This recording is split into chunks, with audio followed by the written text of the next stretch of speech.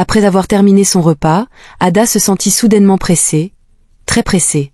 Elle avait un besoin urgent d'aller aux toilettes. Elle demanda donc à la serveuse où elle se trouvait, et celle-ci lui indiqua le chemin. Mais arrivée devant la porte, mauvaise surprise. Les toilettes étaient déjà occupées par un autre client. Ne pouvant plus se retenir, Ada aperçut une petite porte battante donnant sur la cuisine. Par curiosité, et par nécessité, elle jeta un coup d'œil à travers l'ouverture, mais la scène était floue, incompréhensible. Alors, poussée par l'urgence, elle entra. Ce qu'elle découvrit lui glaça le sang. Tout était d'une saleté repoussante. Des piles d'assiettes sales s'entassaient à côté des fourneaux. De la viande crue traînait à l'air libre, recouverte d'un nuage de mouches. Les cuisinières, les cheveux gras, portaient des tabliers blancs, enfin, autrefois blancs. Ils étaient tachés, incrustés de graisse et de sauce séchée, comme s'ils n'avaient pas été lavés depuis des semaines. Le sol était si crasseux qu'on aurait pu y coller ses chaussures. Et, cerise sur le gâteau de l'horreur, des rats se promenaient librement entre les casseroles. C'est alors qu'Ada aperçut la chef cuisinière, une femme très corpulente, la peau sombre, vêtue d'une robe sans manches. Ses dents affichaient un marron inquiétant, et ses aisselles étaient envahies de poils épais et sales. Sous le regard horrifié d'Ada, la femme gratta son aisselle avec la cuillère en bois qu'elle utilisait pour préparer le repas. Sans même la rincer, elle replongea l'ustensile dans la soupe pour continuer à la remuer. Le dégoût submergea Ada. Elle porta une main à son ventre, l'autre sur son nez et sa bouche pour bloquer l'odeur pestilentielle qui régnait dans la pièce. Elle rebroussa chemin, le cœur au bord des lèvres. À peine sortie du restaurant, elle courut dehors pour vomir tout ce qu'elle venait d'avaler. Ce qu'elle venait de voir dépassait l'entendement. Ada avait toujours été habituée à manger à l'extérieur. Trop paresseuse pour cuisiner, elle connaissait toutes les bonnes adresses et les nouvelles tendances culinaires du coin. Chaque soir, elle se faisait un plaisir de tester un nouveau restaurant. Sa meilleure amie, Chison, n'arrêtait pas de la mettre en garde. « Ada, tu sais que c'est plus sûr et moins cher de faire ton marché et de cuisiner toi-même ? Pourquoi dépenser autant d'argent pour manger dehors ?» Mais Ada n'en démordait pas. Ce goût pour la nourriture de rue venait de son enfance. Ses parents, trop absorbés par leurs affaires, n'avaient jamais eu le temps de cuisiner ou de s'occuper des repas familiaux. Chaque matin, ils donnaient de l'argent aux enfants pour qu'ils achètent leur déjeuner à l'école. Le soir, avant même que leurs parents ne rentrent, Ada et ses deux jeunes frères et sœurs devaient acheter leur dîner chez le vendeur ambulant du quartier.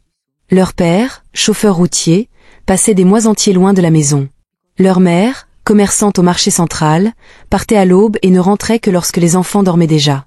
Ada, l'aînée, avait dû apprendre à se débrouiller seule et à s'occuper de ses cadets. Résultat, toute la fratrie avait grandi en préférant les plats préparés et les encas de rue aux repas faits maison. Peu avant d'obtenir son diplôme universitaire, Ada perdit son père dans un tragique accident. Ses frères et sœurs commencèrent alors à aider leur mère au marché, car le commerce marchait bien et elle avait besoin de bras. Une fois diplômée, Ada fut envoyée, dans le cadre de son service national obligatoire, enseigner dans une école reculée. Elle s'adapta rapidement à ce nouvel environnement, et c'est là qu'elle fit la connaissance de Chison, une autre enseignante venue pour la même mission. Les deux jeunes femmes devinrent proches, presque comme des sœurs, et décidèrent de vivre ensemble. Mais contrairement à Ada, Chison cuisinait presque toujours à la maison et évitait autant que possible la nourriture de rue.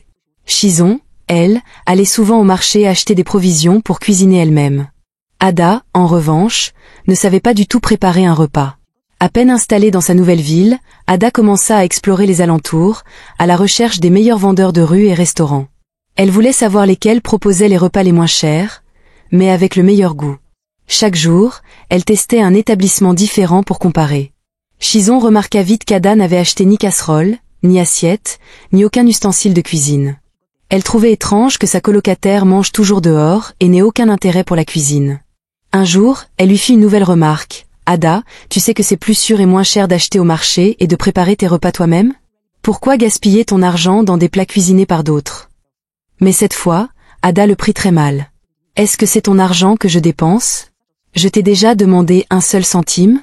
Comment je vis, ça te regarde. » répondit-elle sèchement. Voyant qu'elle avait franchi une limite, Chison s'excusa et expliqua qu'elle voulait juste veiller sur elle. Mais, peu importe les avertissements, Ada ne changea pas ses habitudes. Un après-midi, alors qu'elle rentrait du travail, un jeune homme grand, séduisant et élégant s'approcha d'elle. « Bonjour, je m'appelle Huche », dit-il avec un sourire charmeur.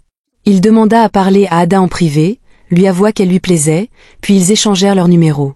Très vite, Les appels et les messages devinrent quotidiens.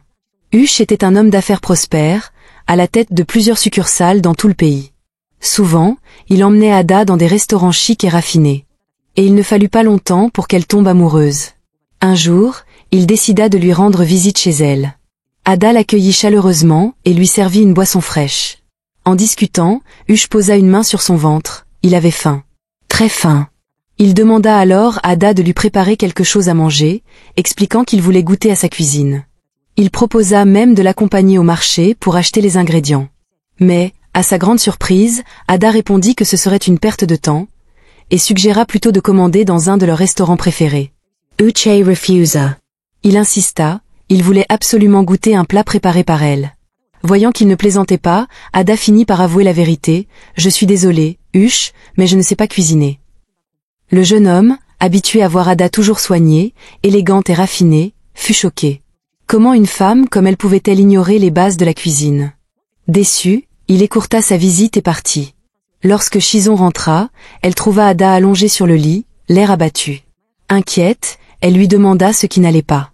Ada, gênée, mentit en disant qu'elle avait perdu de l'argent. Elle ne voulait pas que son amie se moque d'elle, surtout après l'avoir prévenue tant de fois sur sa dépendance à la nourriture extérieure. Quelques jours plus tard, en rentrant du travail, Ada remarqua un nouveau restaurant sur sa route. Elle ne l'avait jamais vu auparavant. C'était un endroit élégant, à la façade moderne. Les clients affluaient, et l'ambiance respirait le luxe.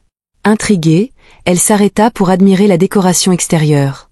À chaque passage, le restaurant semblait plein à craquer. Un jour, elle décida de franchir le pas et d'y entrer. L'intérieur était encore plus magnifique que l'extérieur, spacieux, lumineux, avec des finitions haut de gamme, et des prix étonnamment abordables. Pas étonnant qu'il y ait toujours autant de monde, pensa Ada en parcourant le menu. Un jour, alors qu'Ada consultait le menu dans un nouveau restaurant, un serveur s'approcha pour prendre sa commande. Elle choisit un plat et fut agréablement surprise par la rapidité du service. Le repas était délicieux. Dès ce jour, Ada devint une cliente fidèle.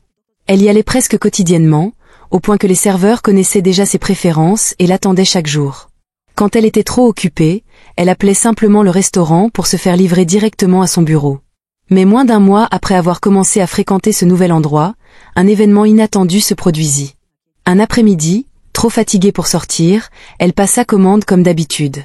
En mangeant, presque à la fin de son assiette, elle fit une découverte écœurante. Un cafard mort se trouvait dans son repas. Sous le choc, Ada jeta le reste, persuadée qu'il s'agissait d'une erreur exceptionnelle. Mais une semaine plus tard, elle tomba gravement malade. Hospitalisée avec une forte fièvre et une diarrhée sévère, elle échappa de peu au pire. Le médecin lui expliqua qu'elle avait été infectée par une bactérie rare qui se développait uniquement dans des environnements très sales. De retour chez elle, Chi prit soin d'elle, lui préparant chaque jour des repas maison.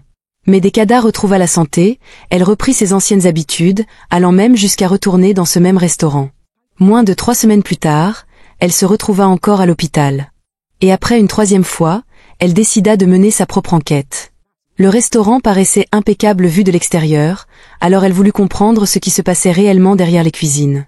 Un week-end, elle s'y rendit et commanda son plat habituel. Mais au lieu de se précipiter pour manger, elle observa attentivement chaque bouchée. Puis, prétextant un besoin pressant, elle demanda à aller aux toilettes. Sur le chemin, elle aperçut une porte battante donnant sur la cuisine. Ce qu'elle vit la choqua. La cuisine était un véritable désastre. Vaisselle sale empilée près des zones de cuisson, viande crue abandonnée à l'air libre, infestée de mouches. Les cuisinières portaient des vêtements tachés depuis des lustres, leurs cheveux étaient sales, et le sol grouillait de rats. La chef, une femme corpulente, transpirait dans une robe sans manches, ses aisselles mal entretenues ajoutant à l'horreur de la scène. Ada eut envie de vomir. Elle comprit que même les restaurants qui paraissaient propres pouvaient cacher une hygiène catastrophique.